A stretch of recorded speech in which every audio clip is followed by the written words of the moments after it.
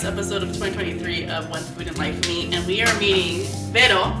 Vero, we're calling this the Peruvian goes to Orange County Transplant. She is literally from Peru, that's me. That's her. And she's been here in Orange County. That's where we met, and we've invited her to do a little bit of Peruvian food, drink apparently.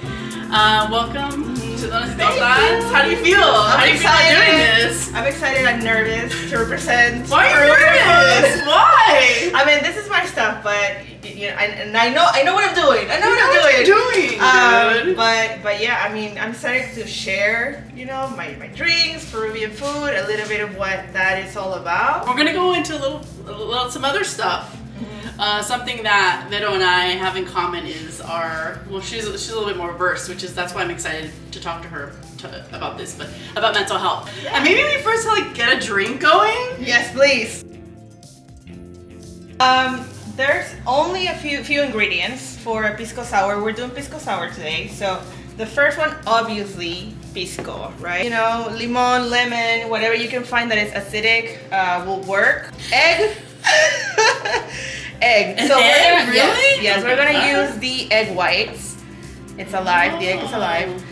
We're gonna use the egg whites to kind of blend the whole thing. So it's a good touch because it's Pisco Sour, it's sour.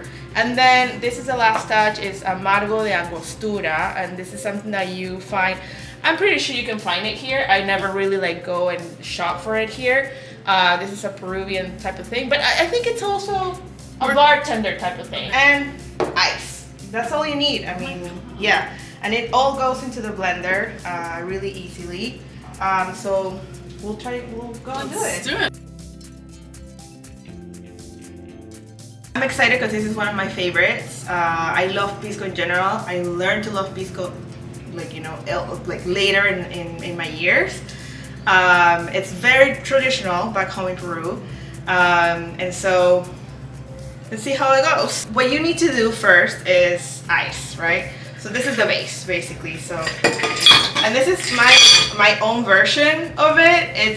It's a little bit of the traditional version, a little bit of me. I start working with the limes or lemons, whatever you can get. And so we're gonna squish the lemons, hopefully to get at least 1 ounce of lemons. It depends on how acidic you want it. So it's pretty much flexible, which is part of what I love Pisco Sour. I know there's a specific recipe, but I love, the flexibility and everything. Now we need Pisco. So we're using Pisco that I found here in my local market. And so I'm gonna use just 1 ounce of Pisco. If you wanna be a little bit more risky, you can use 2. What does Pisco even taste like? Pisco is made of grapes. I'm gonna go 1.5. Okay. Pisco is made of grapes, so depending on the Pisco and depending on the type of grapes that you're making Pisco with, it could be a little bit more sweet. It could be a little bit more on the acidic side. Now that we have the Pisco in here, I will go with the sweet of it. So this is just syrup. So you can go 1 ounce of syrup. So far it's really simple, right? 1 ounce of Pisco, 1 ounce of syrup. And then you go in there and put it in the blender. So next, I'm actually think I'm gonna need your help. Should I go over there? Should I go over there? Should I? Okay. So this is the fun part of it. I'm so nervous. We can do it together. Okay, cool. So just squeeze the lemons there. Thank you for letting me in your kitchen. So everyone might be wondering, who are you? How do we know each other? Mm-hmm. Can you share with everybody, how we know each other? Yeah, it was exciting to me. It was on my 2nd year, maybe 3rd year. At a marketing agency. Having to move into the U.S. and in this new job with, the whole news around and basically trying to make friends from scratch. Okay.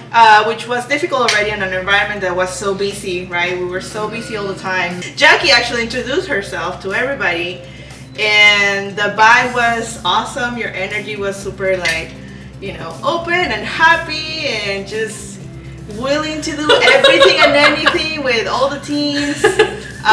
to learn. You know, super humble in the sense of like, hey, I'm here to learn and just to do things, you know, right with everybody. I'll interject just quickly because when I met you, I went in for an interview and I potentially was going to work with you. Oh, and I remember Vero had her cup of coffee. She went into the interview with a cup of coffee, and I remember it was black. I was like, she just put cream in her coffee? Who is this person? That is true. And your hair was really long. You had a ponytail and it was really long. Yeah, yes. I remember now. And you were... Oh, wow. Yeah. And you were... Yeah. And I remember you were very kind and very sweet, and you could tell that you were just like, for you, you know, you would have been my manager, I guess. It's like you also were, you brought your heart. Like, I knew you were business and you were smart, but like you definitely brought like we're in this together, like a partner mentorship.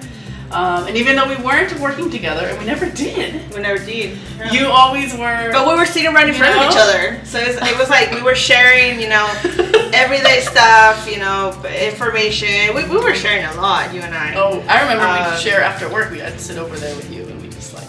Yeah. You only need the whites. So the way that I do it is leaving on the edge. Is just like this, like playing around with the egg and just trying to get the white in, not the yellow part, and trying to get as much as you can because you want it really foamy. That's the fun part of it, and that's how it looks also really pretty, and that's what you get. Oh my god, that's what let's you get. show And Anna. then all the white is in. Okay. We need an ounce of your lime, so let's see if you got an ounce here. Let's see. I hope so. Yeah, they were pretty big limes, so yeah, we got more than an ounce, so that's awesome. Goodness. I like it kind of like lemonade style, so we'll do that, and then it's ready to blend. That's it? All right, let's blend. This is ready to blend. Let's do it.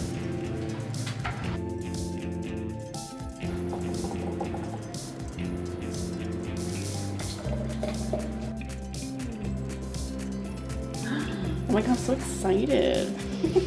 Ooh, Good? Smells good. Smells strong. We made it. All right. Okay.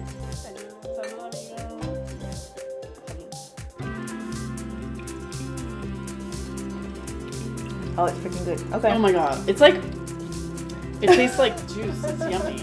Yeah. It's super refreshing. It's super refreshing. Woo! Yeah. It's Oh like my full God. of ice, obviously. Yeah. You want to try it? I'll feel bad. For our crew members who work really hard day in, day out. Oh, don't drink it all.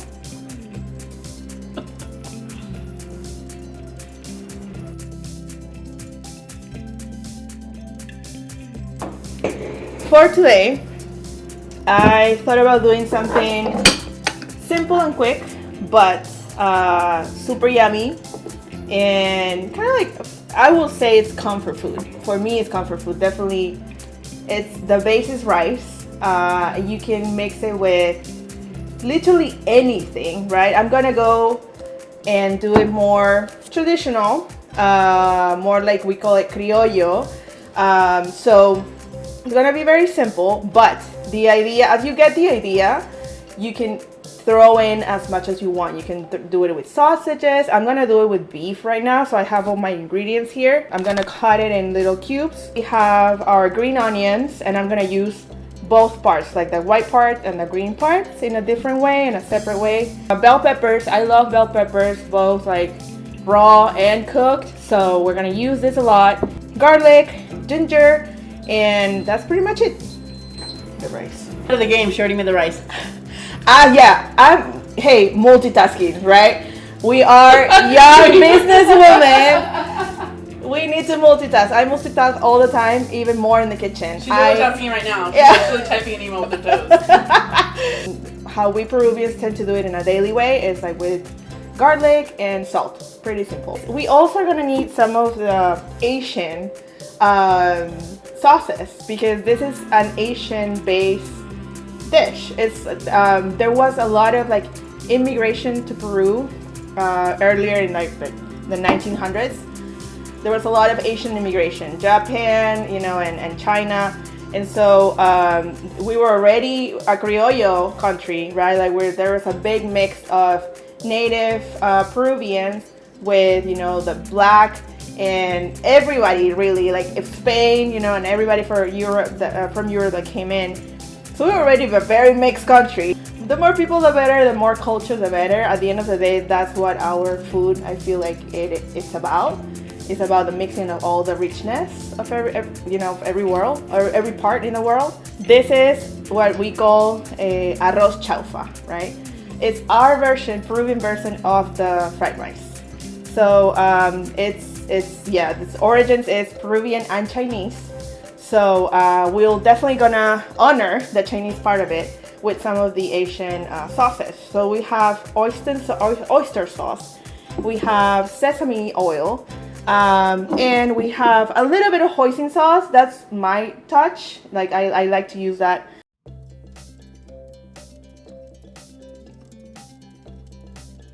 Where's my assistant? Where's my... I'm right here. I'm always right here by you. Okay, so what do you want me to do?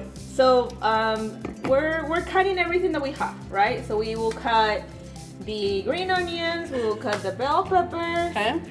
Everything in little squares is how I like it. Okay.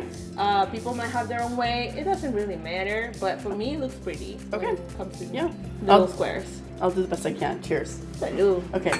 Well, then while I do this, can you share with everybody your big move to Orange County from Peru? On my mom's side, they've been here since forever, since like, you know, years and years. And me, my mom, and my sister were the only ones back home, actually, from her, you know, from my mom's family. So they were like, okay, it's time, you know, it's time. So once we got our visas, we were lucky enough to get our visas. We came here, all of us, the three of us. And I mean, I was already going into big projects in advertising and marketing back home. Already working for a really awesome agency back home, Fahrenheit DDV, shout out, love them.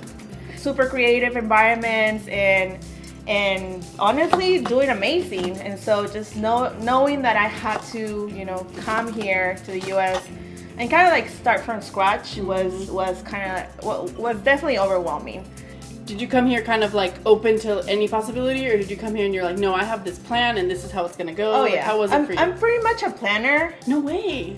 Coming here, yes, I wanted to continue on my profession, my career, right? I'm very career driven.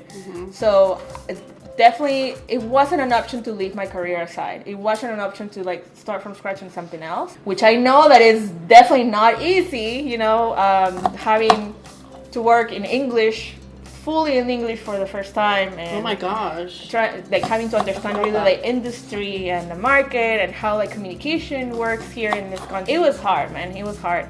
I wanted to start with a smooth transition, so I looked for, you know, this opportunity in this agency where we met, which is the Hispanic branch of, you know, marketing for the company. That was my comfort zone right there, and that helped a lot, you know, when we started working, or when I started working here.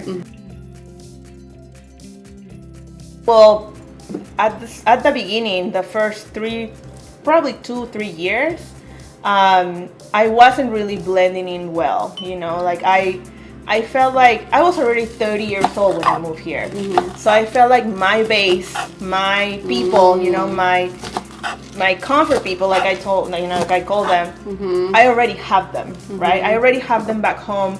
And I wasn't really like approaching my move here as a personal move, but a professional move. Oh, I never knew that. I feel it was the physical separation, the physical distance, right? Because I remember one day, at what point, probably my second or third year. That was my like moment of awakeness. I think like on my third year probably, where I like try to figure out and really digest my situation. But I remember one point in time, I was like, hey, I haven't really hugged anybody in a year or two. Like really hug intentionally, right?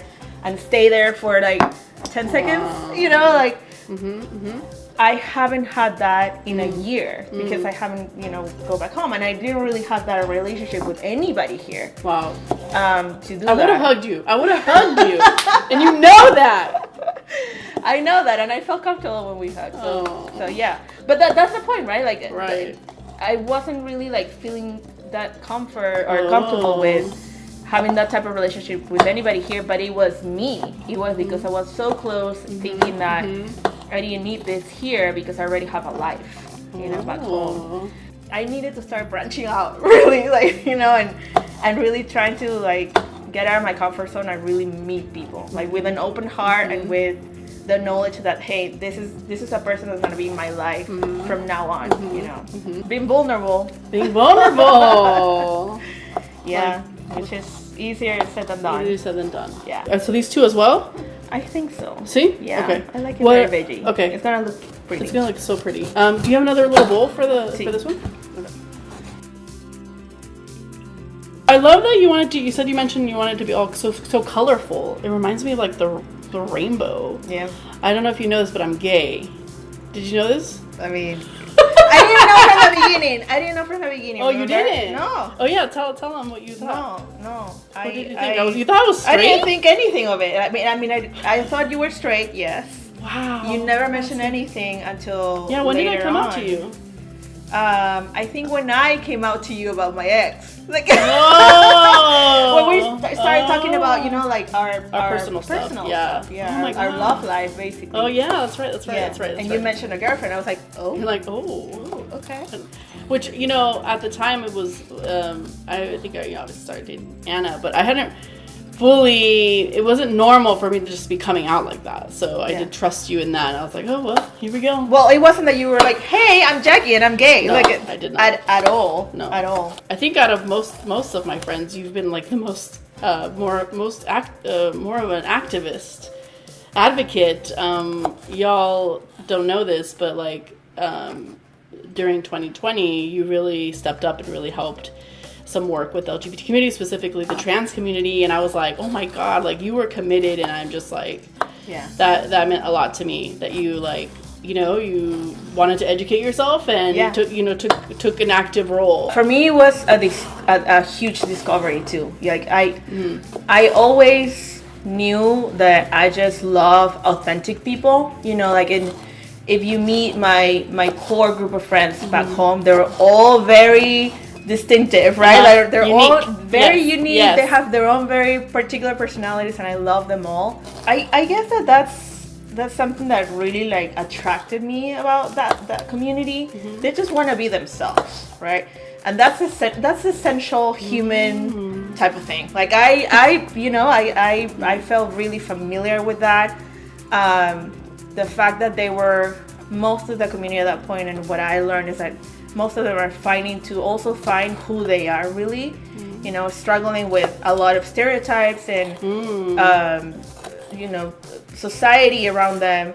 Be put in some sort of box, right? Yes. And I felt exactly the same way when I moved here. Back home I was just Veronica and me and Veronica, and that's just me. But then moving in here was like a Latina, from South America, and if you don't dress a certain way or if you don't talk a certain way, like I definitely have a accent and look the way I look, but then there was a lot of like boxes that I needed to tick in order to be me, or or definitions that I needed to learn that was apparently defining me. So I was like, okay, like now I'm in this country with these buckets that I need to fit in. In my circle of friends, I feel like we're not very exposed to variety of people coming from everywhere and different backgrounds and different, inclination, tastes, ways of living. We're not very exposed to that.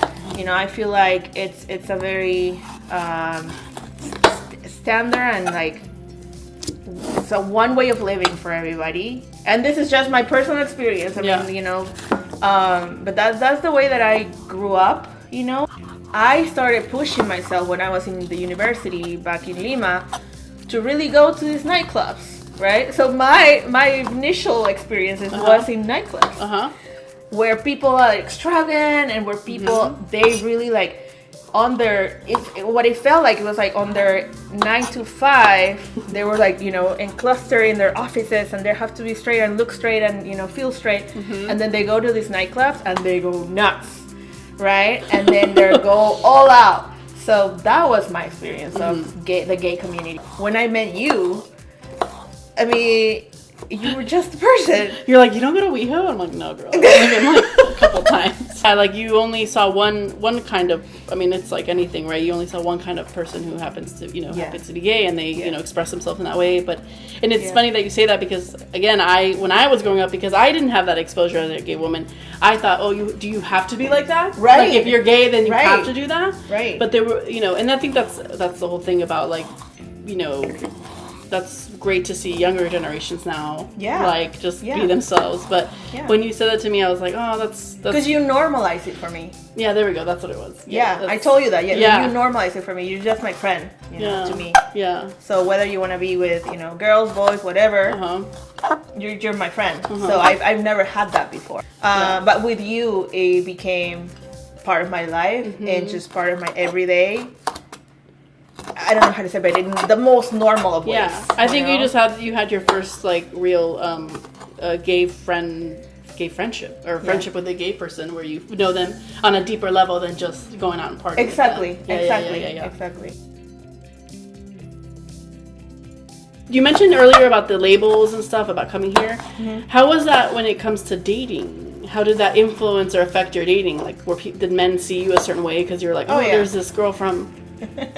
Anything you want to share? You're laughing. Okay, maybe we should have a drink. Well, Salud before going into the dating. What was it like dating as an immigrant? Very stereotypical, especially in our area. You know, we're in the OC area. OC, shout out. No offense to it's OC. Beautiful. It's beautiful. It's and amazing. There are some good people. There are a lot of reasons why I'm staying here. Okay. You know, I've been here. But the dating, I think it's a struggle anywhere in the world. But for me, particularly here, it was difficult because of who I am. I mean, just being a Latina, just having an accent, just looking a certain way, and trying to meet people in the typical way, right? If you go to a bar, or if you go like to a nightclub, which I know like it's the typical, but it's very difficult. But trying to meet men like that, they tend to go like, oh, you're Latina, you know, you're exotic, you're from somewhere else. So that puts you in a box that they don't look at you as, you know, who you are as a person, or you know, if you're interested in other ways than how you look, you know. I mean, and I'm not even like Selma Hayek. I mean, come on. But for a lot of, you know, people here and guys here, they're looking for that different, exotic, and that's all they want, right? So it sucked just to be put in like, oh, you're exotic, okay, let's go, you know, or okay, like, I'll try something with you, you know. So Jeez. Hard. And then did you so you get here, and that's like that's what you were exposed to. So did you ever feel like you had to change, or like, I don't know, I dress differently, or did you feel like, I don't know, like, did it ever affect your... Not really. I mean, I don't go out, you know, with my sombrero hat or like with my poncho. Like, you know, I'm just a very typical person. It's not that I, you know, go out of the streets screaming I'm a Latina from Peru. Yeah. There's a lot of things like in my daily, you know, basis that if you meet me, you'll find, obviously, you know, that I'm not from here. But I feel like I didn't have to change anything. I was just guarded. Okay. I was just very guarded, you know, and my filters had to go all the way up. You know, my screening was a lot more strict, right? And that obviously made it difficult to like really meet somebody and really find something meaningful.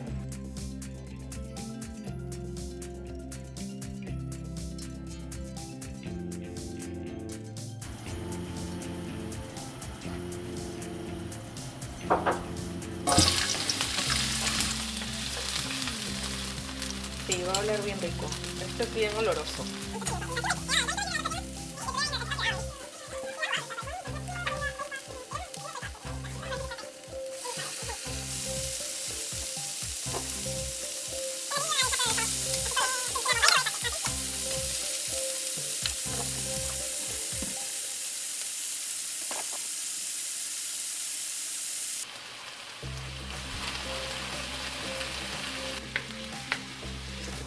With a little bit of oil. You need to wait until it's kind of like in this stage where the meat is already cooked.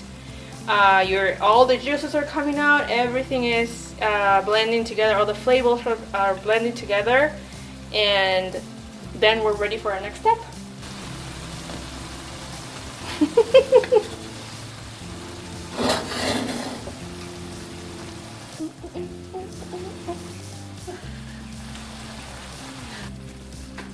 Alright, so now that everything is pretty much cooked and you have all your juices going on, that's where you put the white rice. It's simple white rice. As I mentioned before, just boil with water, and I love using garlic and salt in it, so it's garlicky type of rice. And I use basmati rice. It's again a personal preference of mine. You can use any type of white rice. Fire is like all the way up, so that's what you want to do. The idea here is like we're trying to fry it, right? We're trying to fry the rice. Tapped it all the way down the skillet, the pan, so that it actually meets the hottest part of the pan, and it's actually at the same time sucking all the juices in. Now that all the rice is in, it's probably good for 2-3 people, which is right now our crew. So once the kind of like the sound of fried, basically, right? Like once you start feeling like the rice is getting fried, it's a very particular sound, like type of thing.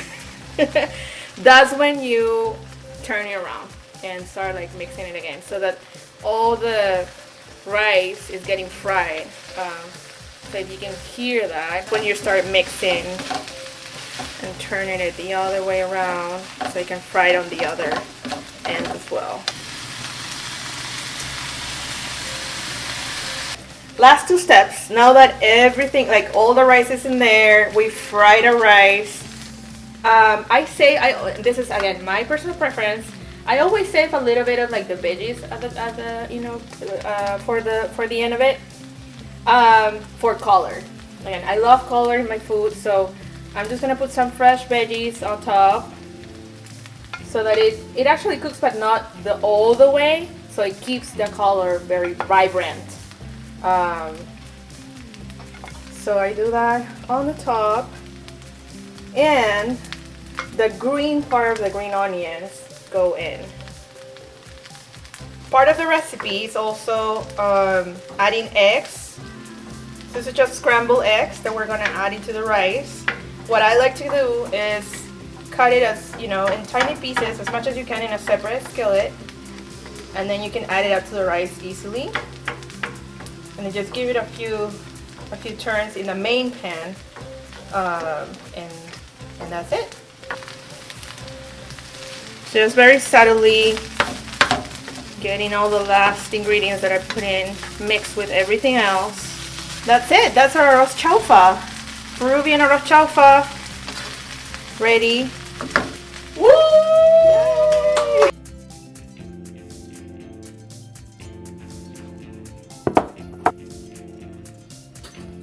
Cucharas.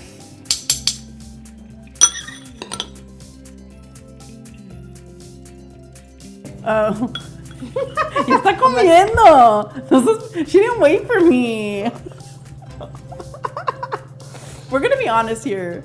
We were really hungry, and so we all started eating it already. So I'm not even gonna pretend like it's delicious. I'm gonna have a bite. When I'm hungry, I lose all type of respect and civil ways. I'm just hungry. Well, it was delicious. I'm gonna have another bite. Nice. I think my favorite part is that crunchiness. How? Would you say some of the onions are still alive? I like it. Well, cheers. Oh. You have your little vinito. My Cheers. January, dry January. Yeah, Cheers. it's going really well for you. I can tell. I'm gonna How we be doing? just dry real quick right now. This is good. This is Spindrift. All right, cheers. Well, we're in a new setting, and you can't see what's in front of us, right? Well, you might want to stay tuned for the end of this. Vero's going to show us something at the end of this interview. Thank you again for cooking this meal for us and for opening up about your experience with, coming from Peru and what you've learned here so far being in the States in Orange County. But I think one big thing that we've discussed, and I think it's something that I think bonded us too. I think when you're more vulnerable and transparent about like human things, like which is like your mind, which is a very important part of life, and how much power it has over a person. I wanted to talk to you about. I mean, we could go on and hours about this stuff, but we're gonna have to just pick something. So, I think therapy is a big thing. So the floor is yours, Vero. Like when you think about therapy, what comes to mind? What has helped you? So many things. So many things. It's Yeah, right? There's a lot to say about therapy. It's just, yes, it's the best thing in the world. I'm one of those, people that feel like there's a moment in your life that should be essential, right? As you eat, as you exercise, as you go out and do your job and work, you also need to like check on your mental health in a very active way, right? When you're little and you're growing up, I feel like you have, ideally, and hopefully you have that more of that support around your family because you're still little, right? Like you're vulnerable naturally, so there comes a moment when you grow up and that's gone, right? Like you're an adult and you're like pushed into the world and see for yourself, right? With whatever tools you have been able to like pick up as you grow up. And unfortunately, sometimes, families are not perfect, right? There's always something going on. People are very complex, the nature of like humanity is very complex. So I feel like as you grow up and you go into the world and you have these experiences, you start to realize that there are tools that you don't necessarily have, right? To confront certain experiences in life that could be potentially traumatizing, right? And I don't mean it in a huge drama way, right? It could be anything really that little by little gets you and it becomes a little trauma. Yeah, people think it's that. I think especially with therapy, people get afraid because they're like, "Is there something wrong with me? Does there have to be this big thing?" Like you're saying, no, it doesn't. It's these little things that eventually start chipping away at you. And I feel like again, as you go into more experiences in your life, like getting that new job that is like full on, you're responsible for a big group of people. You're responsible for more. Business related type of things, like you're getting more responsibilities every single day as you keep growing up, in your 20s and your 30s. It's very important that you check on, how well you're managing and you're navigating through those experiences and really understanding that those little things that happen every single day, they might be building, into what could potentially be a trauma, right? So, I'm not a negative person in any way, but things, shitty things happen in your life every single day. And you potentially like learn from it and move on, or you learn from it and then stay there. Like there's a little thing that sticks with you. So that's what I think therapy helps me understand.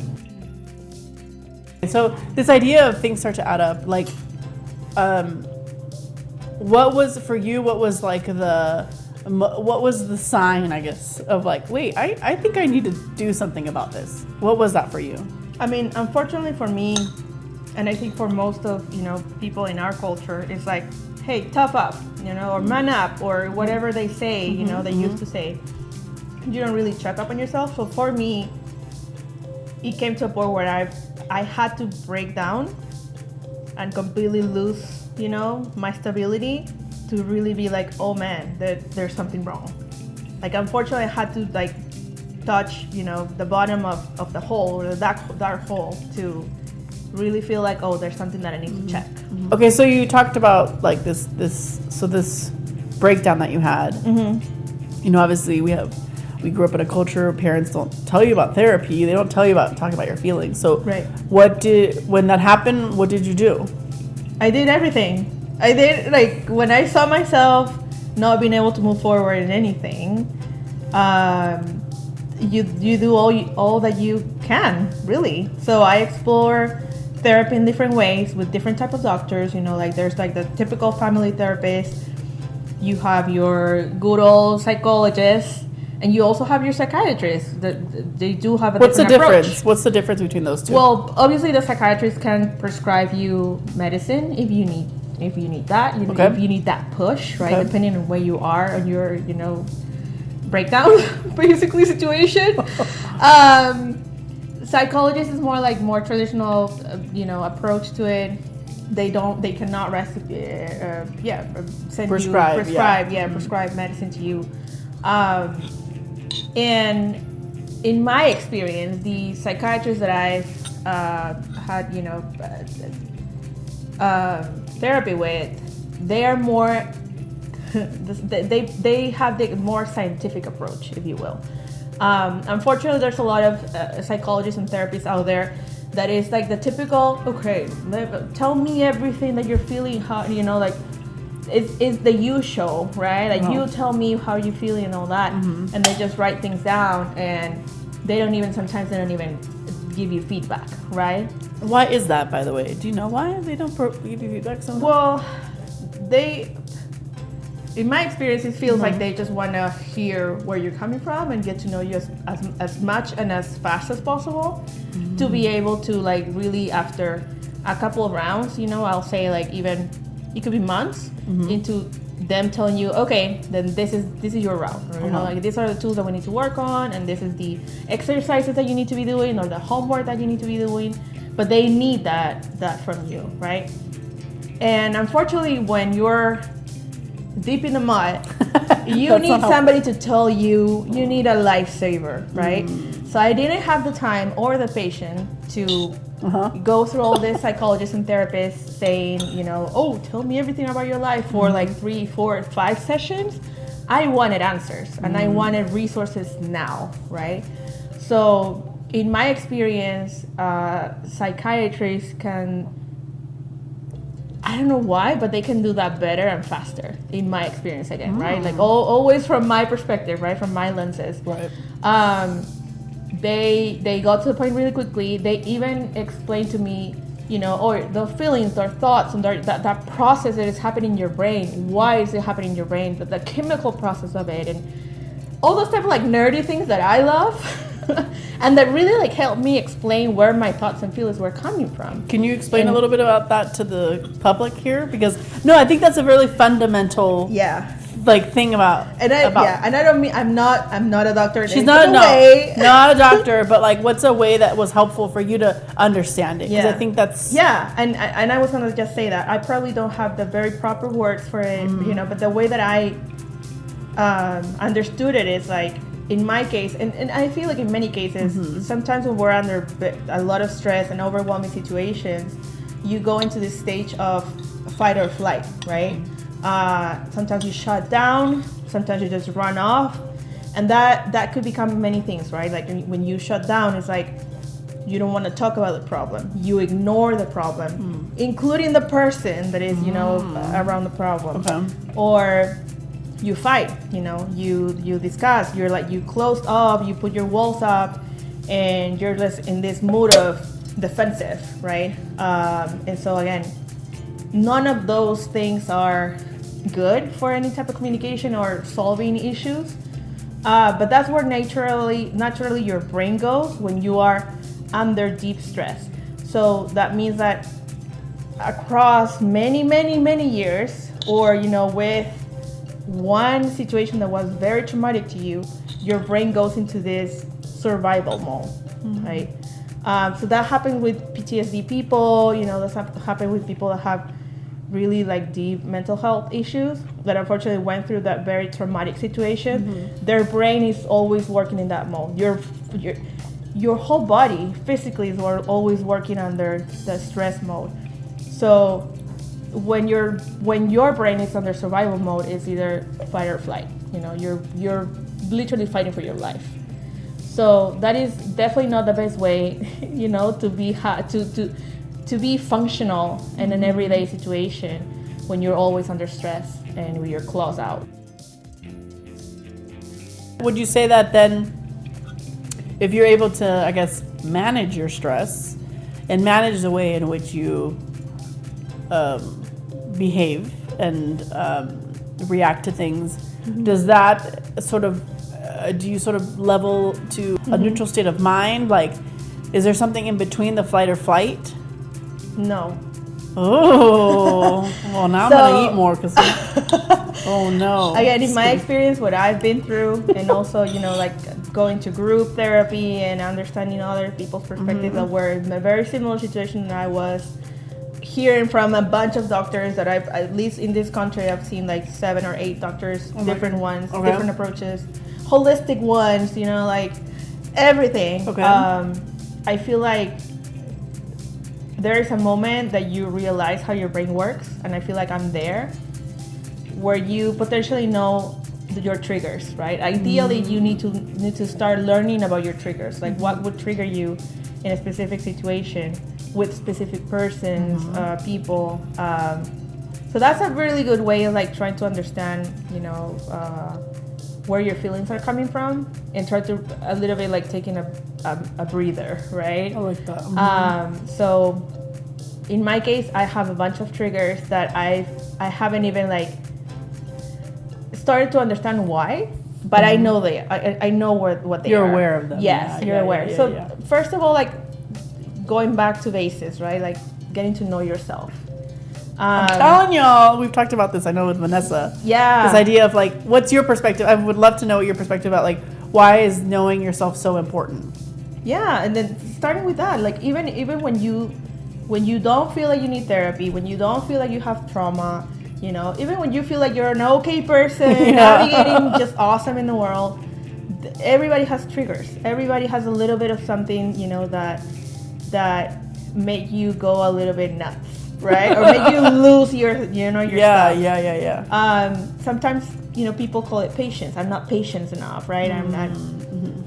Sometimes I call it that, but it's just that. It's like triggering things around you that make you feel super uncomfortable. So just understanding that will help you with a partner, for example, right? Like when you're on an everyday basis, sharing everything, you know, their triggers are this and that. Yeah. It could be big, it could be small, but if you know them, you can alert other people, right? Like, hey, this is me. Like, I don't want you doing this and that. It could be little in the kitchen, or it could be huge as a communication style, you know, like. It's funny you say that, because Anna and I, because I've been through therapy, I'm very open about that, and I think identifying those triggers is part of the process of getting to know yourself and understand why do you behave a certain way, what is it that trigger, and so oftentimes, like, as you know, we're in a relationship, I think that's a very important thing if you're in a relationship, is we are very communicative about, like, hey, you know, this is a trigger for me, this is how it makes me feel, this is why, you know, maybe could you approach it this way, you know, and I think it really helps to just deepen the relationship and get to know each other, and at the end of the day, like, help each other out through that stuff.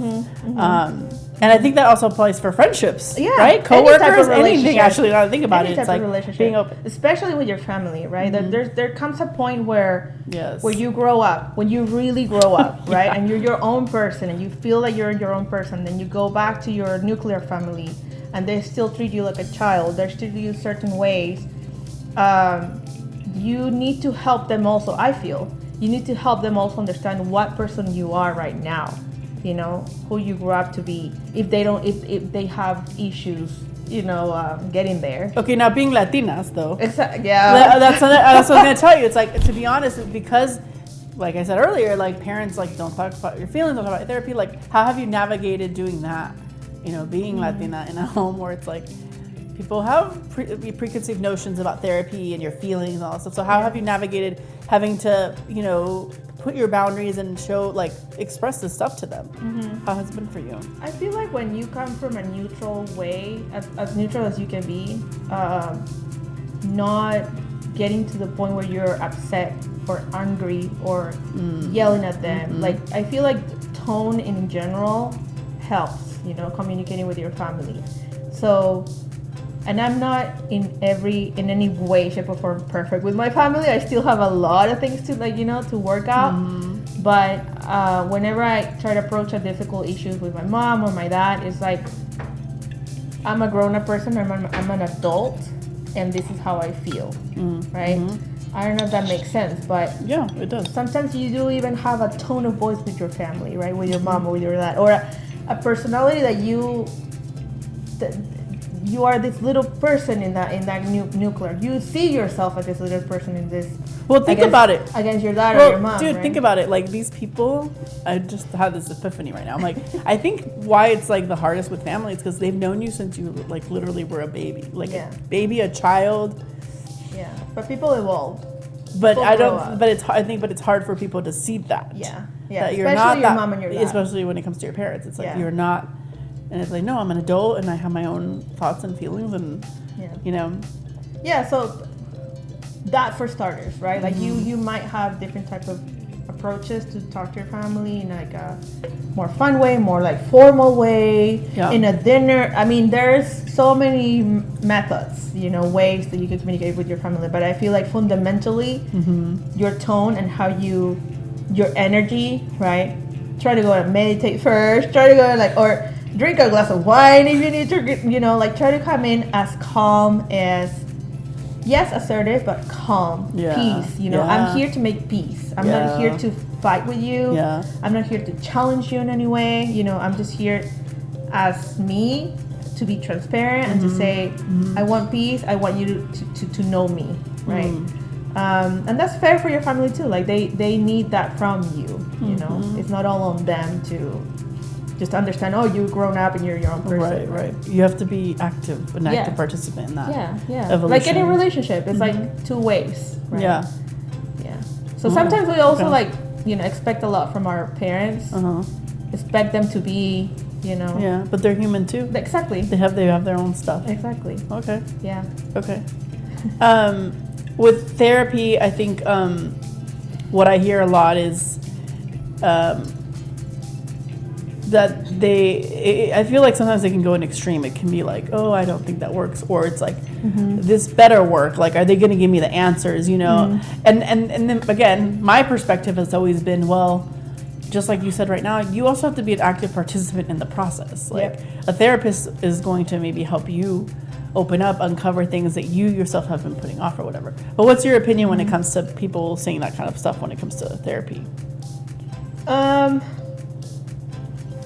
I'll say it's flexible. I'm not, you know, I feel like people need to find their own ways into it, and I'm very respectful to that. You know, like some people might be, I don't know, more cynical about it, and maybe they need to go find different ways of therapy.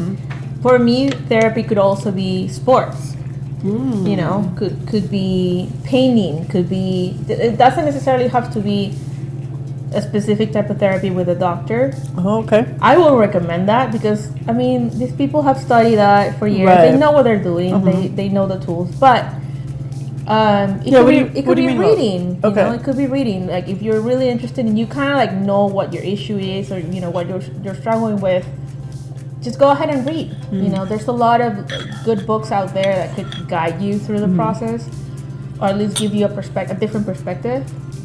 But again, I'm if somebody else finds other type of therapy, like music or sports, in my case, like I love doing any type of sport.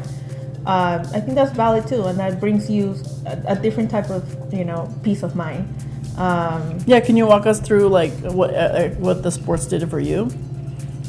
For me, my whole life sports have been where I go and recoup, you know, and distress and get my new energy and be social, you know, and in that environment. So always, since I was little.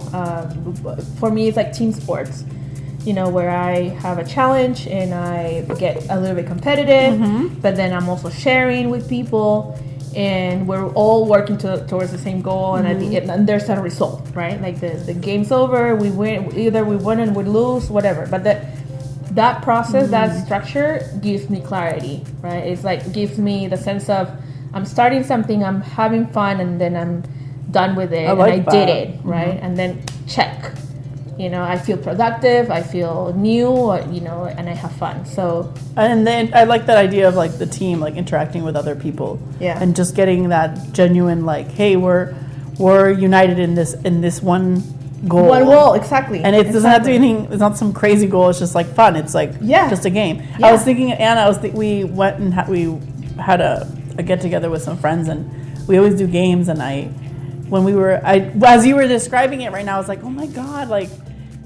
Even just playing something really silly, and but even with a team of 4 people, and we're like, hey, like this, you know, unity between each other. It's like, oh, that's it is a very unique, like, nice feeling. You know? And it takes your mind out of you know, whatever problem. It really gives you perspective, and just it's good memories, right? Like you're stuffing your brain with good memories and good times.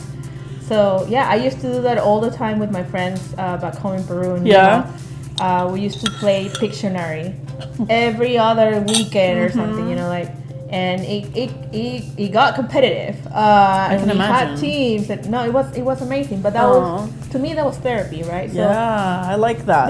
There's a lot of ways that you can really release and recoup at the same time. So I feel like that's going back to get to know yourself, right? Like try different things and be open to any type of experiences, because if that experience will make you feel good, that you can take it as part of your therapy, and you don't necessarily have to feel like you need to have an appointment with a doctor and go to this, you know, office and sit there, and you can be more active about your mental health that way. I love that. Okay, those are good. I'm like, what am I gonna sign up for? I'm all soft. Well, you helped me a lot with that. What do you mean? When I first started, you know, feeling like, oh man, I need to be social, and you're like, there's this meetup groups, and you can go online and do this and do that. And I was like, that's true. So yes, Meetup is that's true. It's a great resource for that. That's where I met Anna too. Exactly. Yeah, Meetup is a great, a good one to note. You know, we talked about people who are like kind of on the fence about therapy, but I'm almost thinking about let's take another step back even more, because there's some people who are just in it. They're it's right before their breaking moment, you know, because in some ways the breaking down is a result of like truly just denying and avoiding your issues. Yeah, or not knowing. Ignorance is bliss. Yeah. So what are some things now that you're like on this side of things, like what are things that you do now to actively, I guess, exercise your mental health, if you will, you know, like what are some habits that you have or tools that you now use on a pretty regular basis that help you? Well, for me, again, I'm a very career-driven person, so it took me a while to understand that my job is not my life. Oh my God. Right? So I'm glad you hit on that. Okay, yes. And again, I'm always going to say this is very personal to me, right? It's my own experience and how I understand my world. Not, you know, it might be debatable, don't come at me. But yeah, I mean, your job is not your life. Even if you're amazing at your job and you love it and you're passionate, it's not only your job, it's, you know, your passion in life, you know, what you were born to do, is not all you are. So people have said that before, but what was the moment? There's always a moment, a situation, a realization. When I drive into the ER myself because I thought I was having a heart attack. Was that it? Yeah. Oh. I mean, I thought I was having literally a heart attack because I was stressed out. I was tired. Goodness. I was working 12 hours a day, every single day. Between 10 or 12. I don't want to lie. I mean, it was ridiculous at that point. But because I felt I was so responsible, right? I was the responsible one. And fair, I had a lot of responsibilities in my team, but myself, I had in my head that if I don't do my job, I'm not a responsible person, right? Or if I don't deliver this way, then my person, who I am, is gonna be affected or impacted by the way that my job, is coming up. Say that again. Say that again. Yeah, it's not all you are. That's the whole point of it. So I had a panic attack in the middle of like this huge presentation that we needed to do, and that's where I realized like this is not worth it. It's not worth my health. It's not worth my physical health and my mental health. At that point in time, I really thought I was having a heart attack. And unfortunately, like the job environment it's not gonna care for you as much as you think. Like it's a job. It's a job. It's and a it's job. Business and I mean, blessed everybody that really loves it. I love my job to this day. Like I knew I wanted to be in what I do since I was little, really, like 14, 15. But not to the point where that is, that trumps your health and your well-being. Well, you said something really interesting, and that's why I was like, say it again, because like I think it's one of those things where it's like until you you can hear a lot of things and be like, yeah. No, but when you believe that, it's powerful. And what you said about you're like, oh, if I'm irresponsible here, does that make me an irresponsible person? It's like, the whole thing with job and career identity, it's like, if you make a mistake or if you do XYZ at your job, that doesn't define you as a person, as a human being. Yeah.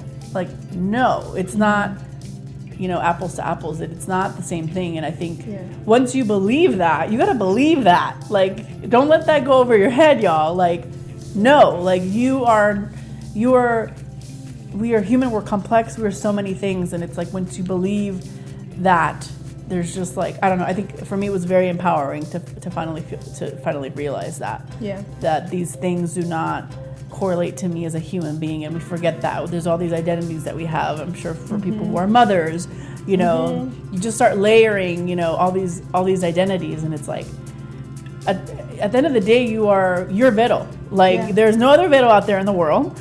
You're the only Vero. Yeah. Well, Vero, Perea. But you're, you know what I mean? Like, am I only me? You're the only you, and you are so many things, and like, just because XYZ, good or bad, you're still you, and you get to, and that's something my own therapist told me, is like, you get to define who you are. Exactly. And you don't want to be this slave to your work. Or to anything or anyone. Like, yeah, that's true. I feel like, to me, I'm a very eclectic person, so I need to diversify in my world, being that like what I'm working on or what my hobbies, always trying something new. And I feel like even for more, close person or people that are really like the familiarity more than the thing new. I feel like even that type of person needs some type of variety in their life in general. So that's something that I learned in therapy as well, and as I was going through lots of things, that I needed to diversify and go back to the things that I really love besides work. I love that. I'm glad you brought that up, actually. I don't know how I forgot about that. That's a big one, is career identity. Something I've come to realize, and this is it's called cognitive behavior therapy. There's an app, which I'll put in the description. I think I've talked about it before if you're on my channel, but it's something that really helps me. It's an app that I use every day. I go through how I'm feeling, my emotions, from the bad to the negative, positive scale, I guess. And what I've recently come to realize is, and I truly, again, I believe this, I've experienced this, I do believe it for myself, is that I can be really happy or I can be inspired, but at the same time, I can be nervous, I can be anxious, and that emotions don't necessarily, and this, I can't quote myself, I'm going to quote somebody that I know, Jeannie Spinner, But I was telling her about this, and she said, yeah, emotions don't cancel each other out. And I was like, no, they don't. Like, they're all together. It's this holistic, emotions are all, it's everything all together, and they shouldn't necessarily. It's all the feels. It's all the feels, and they shouldn't necessarily dictate one way or the other. I think so. Anyways, I'm so curious to think to hear what you have to say about when it comes to emotions and all that stuff. Well, I've learned that too. That you can have very much conflicting emotions at the same moment, at the same time, and that's what sometimes gives your head a good spin, right? Like it's like, whoa, what's going on right now? That's where confusion comes in. That's where you cannot make decisions, and you feel like you're stuck. To me, what helps me is getting this notion that I learned also in therapy, that emotions usually come and go. You will feel them all. They will leave you. They will go. They will disappear. Now, obviously, if you're an overthinker, as I am, and I am, that's why we're friends. Because we overthink everything, or triple think, or man. Oh man. They might take a little longer in leaving. Yeah. So for me, the trick was, okay, this is an emotion. This is a huge emotion that I'm feeling right now. I either take a step back and say, this is what I'm feeling. That's fair. Because of what happened to me right now, or whatever in my context, it will go away, right? If it's very overwhelming, I need to step back, to take a step back and do something else. You get distracted, and then just really, really believing that it will go away, because it will. Emotions are not they're not your core thoughts, right? They're not your core values. They just come and go. And it's reactions to whatever is happening in your environment. Yes. So that's the definition, right? But it's very difficult to understand that when you're in the middle of the storm, right? When you're in the middle of that horrible feeling, anguish and disoriented, right? It's very difficult to get there. So for me, again, meditation, even writing down your feelings, like you were saying, right? Like the diary type of thing, helps also slow things down, right? So just try to slow things down, right?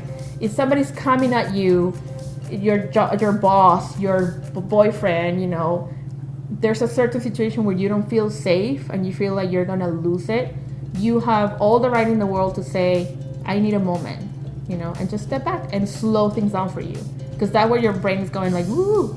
And if you don't feel comfortable that way, you have all the right to say, I need to slow down. So, yeah. Yeah, slow down, y'all. I love that. I think that's, I think people would be surprised how powerful it is to just slow down in general. That's one thing I learned. I don't know if you feel the same way when it comes to everything in life. Like, and I'm not a master in it at all. I'm telling you, you need to practice, right? Like anything else in the world that you want to become better at. Yeah. Practice with meditation, with like doing this and that. All these tips that we're talking about. I'm not master by any means. I have a lot of faults still, and I'm struggling a lot still with a lot of things. But at least I feel like now I got to the point where I know what they are, and you identify them, you point them out, you look at it at the face of your emotions. It's like, I know you're an emotion. I know you're gonna go away. Yes. I mean, I think that's fair, and I think I'm very transparent on my channel and where I'm at, which I'm kind of where you are, where I'm like, I'm very self-aware of like what's going on. And I have my days and stuff like that, but I do feel very self-aware, which I think is I'm happy about that phase in my life, because I'm like, okay, I can look back and be like, wow, like I was in a very darker place, and I'm happy with what I have right now. I know I'm doing the best I can right now. And and that journal is really helpful. I think I really encourage people to use that if you are struggling Because you see the journal and you're like, oh my God, like I didn't realize I was feeling that way. Because these feelings come and go and you forget and you're like, wait, that's not how it is, you know? And so I think that's... and recording them, it also helps you understand the trigger, right? Yeah. So if you're recording, hey, this day was horrible, and at the same time, you know that something happened at that day, maybe you start doing the correlations, right? At one point in time, you kind of like figure it out and you find a formula where you go crazy, you know, and where you're like, your safe space is. Yeah. It's not one day you understand it and the other day you're cured. It doesn't work like that. No. It's just, again, it has to become a habit. You need to really ingrain it in your brain. So like I mentioned, like I really went into my focusing on my mental health only like 3-4 years ago. So for me, I'm still in there, you know, I'm still processing, I'm still digesting and understanding myself better. But I think these are fundamentals that help me not, you know, go back to that dark hole. I have more tools. Yeah, and those tools are tools that like for the first part of our lives we didn't have. We weren't even using. We were just like go, running, growing, learning, and now we're like, wait. So I think this moment, let's talk about like, you know, we're in our 30s and I think it makes sense. I hope that a lot more women in our age bracket are doing this, where they're taking a moment to pause and reflect and be like, okay, I've lived my life so far. Let's see what's going on, because I think as human, you have to. These are fundamentals that were not taught to us, not because of, you know, it's just generational trauma and behaviors that are carried over. And we want to like... They don't have the tools either. Yeah, that's what I'm saying. They didn't have the tools. Yeah. So it's just passed on because they didn't have the tools they were aware. So I think... So breaking the chain is one of the things. Yeah. Getting better for yourself is another thing. You look at it in like a community type of thing, you know, like it's... You're being a better person for others too, you know, for your partner, for your mom, your dad, whoever, you know, is really around you. So it's a holistic thing. Yeah.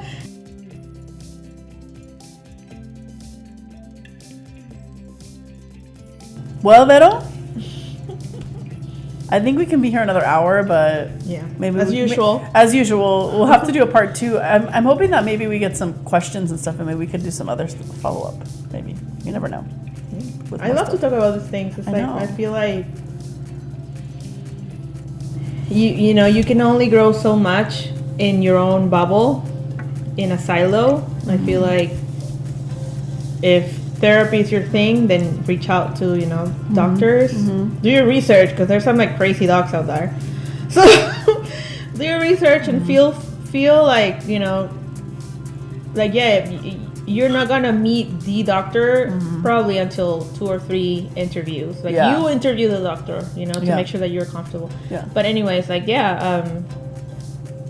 therapy, all these type of things, it's like it's a need. There comes a moment, especially now in, you know, everything that everybody's like living through in the world, that you need help. People need to like raise their hand and be like, hey, I'm only human. I need help, you know. So that could be anything. It could be sports, music, painting, art, but do something for yourself. Because it's not fair if you don't like address it, you know. There's always an issue there that you need to address, especially in our age, like you were saying. Yeah, because at the end of the day, mental health is just like any other part of health. When you're working on your physical health, on your emotional health, on your when you're trying to improve anything, something in your career, like it's just part of life. So I think it's finally being done. So and we have both experienced stuff and we're working on it. So we're working on it, and we're cheering on anybody else who's watching this. It's all we can. We all owe ourselves that kind of love. So definitely.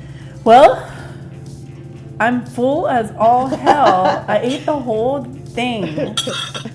I'm so full. That was so good. I hope that we can replicate it. We're going for round 2 in a minute. Oh, stop. Is there more left? Round 2, there's more. Girl. No, seriously, no. Thank you for being a wonderful friend. Thank you. For always being there for me, supporting me, going to scary movies with me when my wife doesn't want to go with me. Yes. My one friend that loves horror. My one friend, well, Kristen likes it, so that's true. But yeah, hi Kristen. But yeah, thank you for opening your home to us, to this lovely meal and drink that we had, and I enjoyed it. Yeah? Yeah. I don't usually cook for myself, but I enjoy cooking for people that I care about. So and she cooked for donas y tortas. obviously. Okay, well, Thank you, my friend. thank you. A hug? A hug? More hugs. Oh, thank you. Cheers. Drink up, girl.